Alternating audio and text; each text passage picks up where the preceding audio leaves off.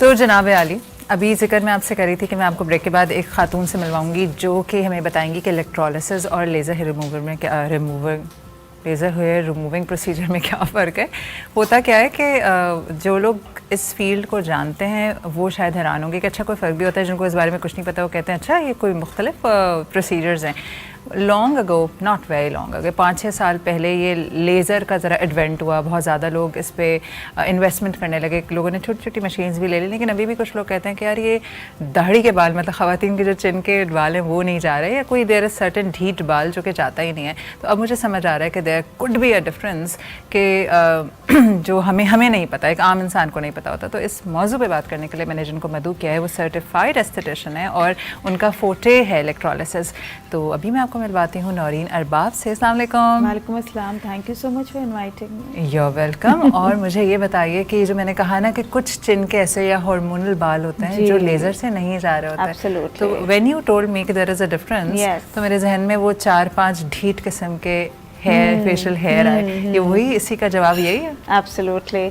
सो पहले तो हम बात करते हैं what is the difference. Exactly, that's what we had decided, we want to tell the viewers. उससे भी पहले Noreen, since a lot of people do not know you, अगर जो आपको नहीं जानते अपने बारे में थोड़ा सा बताइए कि। सो माविश, मैं इस फील्ड में एज अ मेडिकल एस्थेटिशियन मुझे 25 साल हो गए and like you said my फोटे इज इलेक्ट्रोलिसिस। बिल्कुल सही बोला, मैंने अपना करियर स्टार्ट एज एन इलेक्ट्रोलॉजिस्ट किया था एंड देन आहिस्ता आहिस्ता 2010 के बाद मैं when I shifted to Canada I learned more treatments and then I started teaching there. तो मैं I have been an instructor in Canada. मैं ये सारी ट्रीटमेंट्स जो होती हैं स्किन के हवाले से, लेज़र हो गया, इलेक्ट्रोलिसिस हो गया, ये सब मैं वहाँ पढ़ाती रही हूँ। And then 2 years back I came back, मैं वापस आई अपने मुल्क बिकॉज मेरा ऑलरेडी यहाँ माशाल्लाह बहुत क्लाइंटेल था।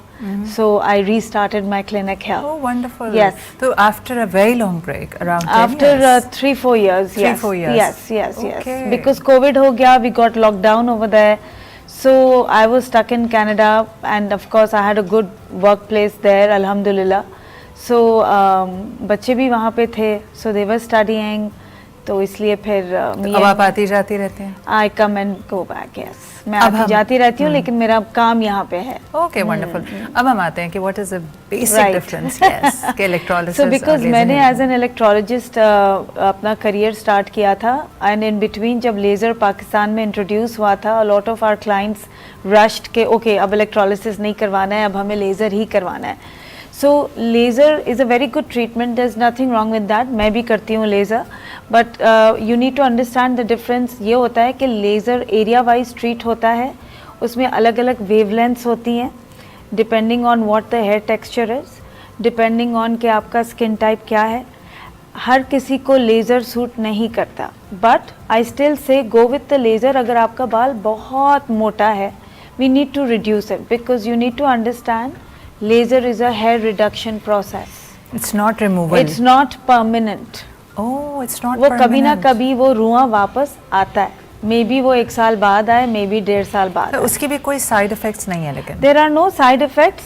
देखें, हर प्रोसीजर में साइड इफेक्ट्स हो सकते हैं अगर करने वाला गलत तरीके से करे। So it depends on who is doing it.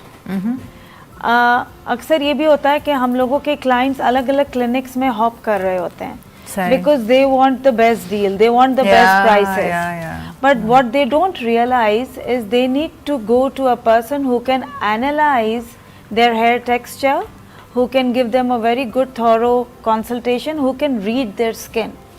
अगर आपकी कंसल्टेशन ही सही नहीं है, अगर आपका कोई एनालाइज करने वाला ही सही नहीं है, तो चाहे वो कितनी भी महंगी मशीन क्यों ना हो, you will not get the result.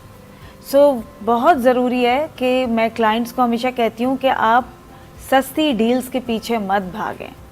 कुछ लोग मुझे एक्सपेंसिव कहते हैं, मैं मानती हूँ, क्योंकि मैं 1-on-1 टाइम देती हूँ। मेरे क्लिनिक में कोई आता है तो they see me there, I have not handed over my clinic to other doctors और अदर नर्सेज के ओके मैं गायब हूँ, कोई और कर रहा है।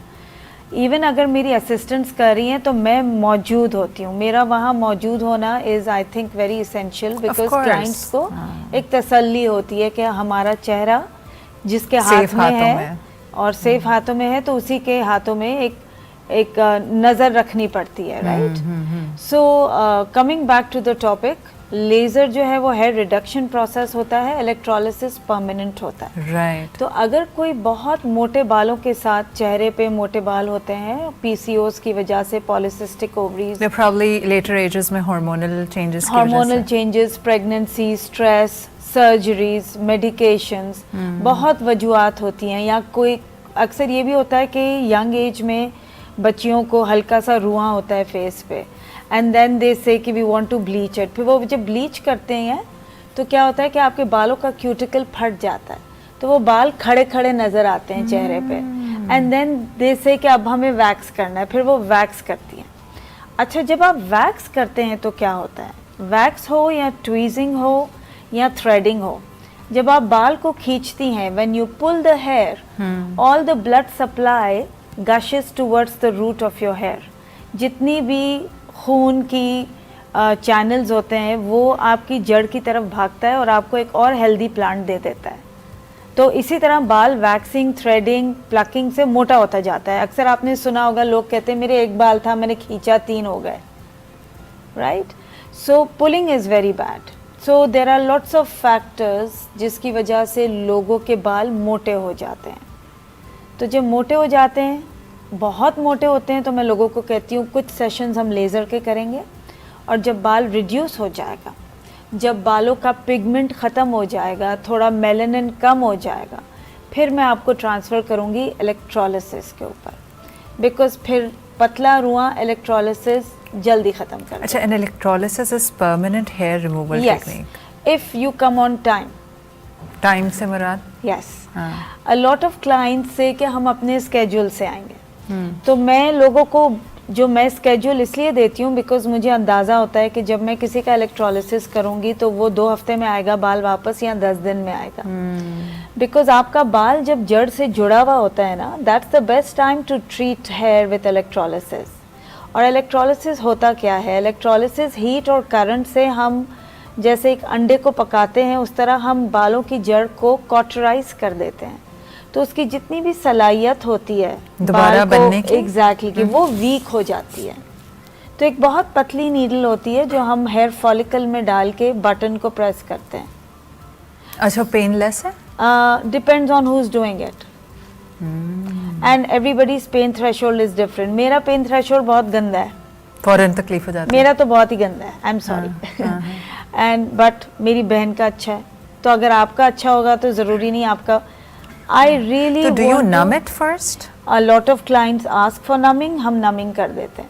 कुछ लोग घर से numbing करके आते हैं, that's okay. Numbing is an option, but electrolysis अलग अलग intensities पे होता है, so we have to choose। जैसे अगर बाल पतला है तो low intensity पे भी हो जाता है electrolysis, अगर मोटा बाल है तो हमें थोड़ी सी high intensity रखनी पड़ती है, बट सही टाइम पे आना बहुत ज़रूरी है, बिकॉज हेयर आपका एनेजिन स्टेज पे होता है।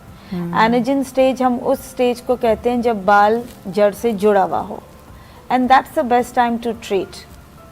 तो लोग, अच्छा कुछ लोग लेज़र से डरते भी बहुत हैं, you must have heard this, नहीं लेज़र से तो कैंसर हो जाएगा, a lot of people say that there is no study, no backing to it. So if somebody has very thick hair and they don't want laser, तो वो electrolysis से start करवा सकते हैं। अच्छा, electrolysis in any way solution है, लेकिन आप रेकमेंड करती हैं कि पहले लेजर से उसका वो हल्का हो जाए, थोड़ा सा मेलानिन कम कर दें, पिगमेंट कम कर दें, बाल को थोड़ा कमजोर कर दें, वो हो जाए, और फिर हम उससे ये होगा कि बजट वाइज भी थोड़ा सा क्लाइंट्स के लिए इजी रहेगा एंड प्रोसेस फास्ट हो जाएगा। अच्छा, अब ये देखें, जब आप किसी को, अगर फ़र्ज़ करें मैं आती हूँ, तो आप what are the things that you look for कि ये स्किन टाइप क्या है, किस तरह से आप डिसाइड करते हैं कि ये शख्स को कितनी सिटिंग्स चाहिए होंगी, या is it depends on the kind of hair? Depends on person to person. और कहाँ आप इलेक्ट्रोलिसिस करा सकते हैं? Anywhere on the body, but of course you can't do inside the nose, you can't do inside the ear. वैसे भी ये भी एक लोगों को बता दें, नाक के बाल हमारी फिल्टर ही है सांस लेने के लिए। exactly. People want to get rid of nozzle, Even nose के सारे बालों का। स्किन पे एक जो चादर का रुआं होता है, हमारी स्किन पे भी वो रुआं है, and a lot of people get addicted to electrolysis, और वो कहते हैं कि नौरीन ये रुआं भी निकालो, और मैं उन्हें कहती हूँ कि if you have a lot of money spend somewhere else, because ये एक अल्लाह की तरफ से एक प्रोटेक्शन है हमारी स्किन के लिए। इस रुएं को निकालने बैठेंगे तो सदियां गुजर जाएंगी, and don't get into that, you know. So हर किसी की प्रेफरेंस अलग होती है Mavish, but it's our job to guide them. सही है। Are there any side effects of electrolysis? Electrolysis का साइड इफेक्ट एक ही होता है कि हल्की सी स्किन रेड होती है, थोड़ी सी पिंक होती है, but by the time they reach home वो सही हो जाती है। अगर बाल बहुत मोटा है तो मैं क्लाइंट को इन्फॉर्म कर देती हूँ कि मैं हाई इंटेंसिटी पे करने वाली हूँ। उससे क्या होगा, ज़्यादा से ज़्यादा कि स्कैब हो जाएगा। जैसे हमारे हाथ पे चोट लगती है तो एक पापड़ी सी बन जाती है, वो पापड़ी फिर झड़ जाती है। So just like coffee grains, हमें अगर स्कैब फेस पे पड़ जाते हैं बिकॉज ऑफ हाई इंटेंसिटी, तो मैं उनको कहती हूँ कि स्कैब का होना is a good sign, it means your skin is healing and you have to allow me to treat you. मैं अगर लो इंटेंसिटी रखूँगी तो आपका बाल जल्दी वापस आएगा, मैं अच्छी इंटेंसिटी करूँगी तो बाल जल्दी ख़त्म होगा। एंड फिर उसका कितना, जैसे इलेक्ट्रोलिसिस करा लिया तो व्हाट इज़ द कितना उसका हीलिंग टाइम कितना होता है? अगर स्कैब होता है तो 2-3 दिन। They have to just hydrate the skin at home. Makeup ना लगाएं, मेकअप वो कर सकते हैं 24 घंटे बाद। पहले दिन जिस दिन इलेक्ट्रोलिसिस होता है उस दिन मैं कहती हूँ कि आप of course don't go for swimming, धूप से बचें, क्योंकि पोर खुला हुआ होता है। नहीं, ऐसा कुछ नहीं है।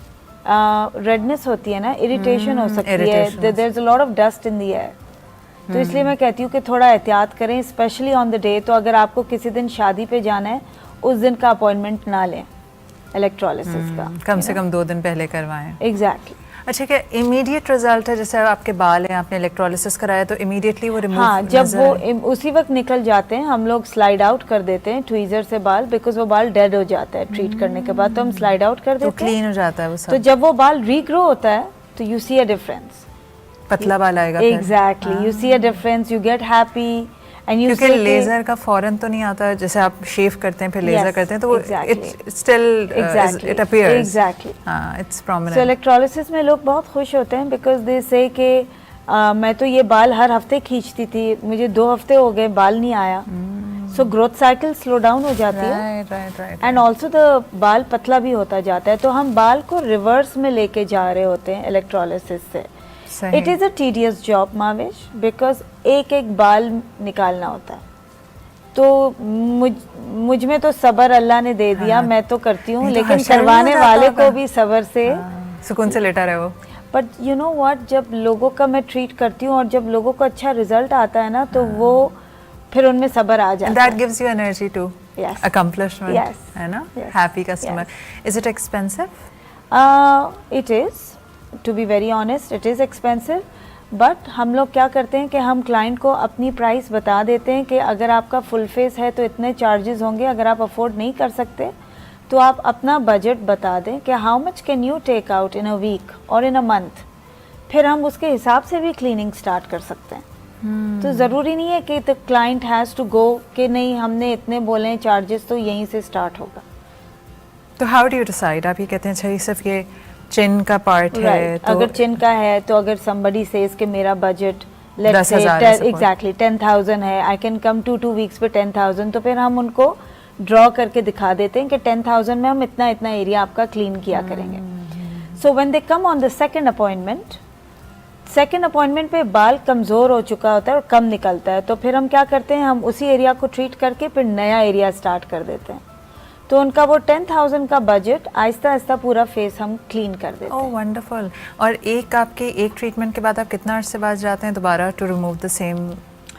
अगर बाल बहुत मोटा है आई कॉल देम वीकली, अगर बाल मीडियम टेक्सचर है आई कॉल देम 2 वीक्स पे, अगर बाल बहुत पतला है I call them once a month. अच्छा, और ये 2-3 दफ़ा करने के बाद इट्स रिमूव्ड परमानेंटली? एब्सोल्युटली। अच्छा, वेरी इंपॉर्टेंट क्वेश्चन नाउ, अगर कोई आप सेलेक्ट करना चाह रहे हैं कि मैं किसके पास जाऊं, तो आप क्या चीज़ें देखें व्हाइल डिसाइडिंग कि मैं किस इंसान से इलेक्ट्रोलिसिस करवाऊं? सबसे पहले तो आप ये देखिए, सर्टिफिकेट्स तो हर कोई लेके आ जाता है, दीवारों पे लगे हुए एग्जैक्टली, और बहुत लोगों के वी डोंट नो असली हैं या नकली सर्टिफिकेट्स हैं। आप ये देखें कि वो करने वाला कितने अरसे से कर रहा है, उसका एक्सपीरियंस कितना है। That is I think the first thing someone should notice कि फिलाना डॉक्टर या फिलाना एस्थेटिशियन वो कर कितने अरसे से रहा है, उसका जो एक्सपीरियंस होगा ना वो, और उसके सेटिस्फाइड क्लाइंट्स उसके बारे में क्या कहते हैं, रिव्यूज देख सकते हैं। आजकल तो हर कोई रिव्यूज भी लिख लेता है। सही बात एंड है। You can always search up on the Google के क्या उनके बारे में लोगों ने तारीफें की हुई। सही बात एंड है। Then you can decide of course. सही। या अच्छा, anything while summing up this conversation, कुछ कहना चाहते हैं व्यूअर्स के से, कोई ऐसी मिसकंसेप्शंस हैं या कोई मिथ है जो आप बस्ट करना चाहें, anything you want to tell people? जो यंग जनरेशन है उनको मैं ये ज़रूर कहना चाहूँगी कि प्लीज़ आप लोग, अगर फेस पे आपके बाल हैं तो आप प्लीज़ उनको खींचे मत जब तक कि आप ट्वीज़र से नहीं एग्जैक्टली आप वैक्स ना करें, थ्रेड और ट्वीज़र किसी भी फॉर्म ऑफ पुल ना करें जब तक कि आप डिसाइड कर लें कि आपने करना क्या है, लेज़र करना है या इलेक्ट्रोलिसिस करना है।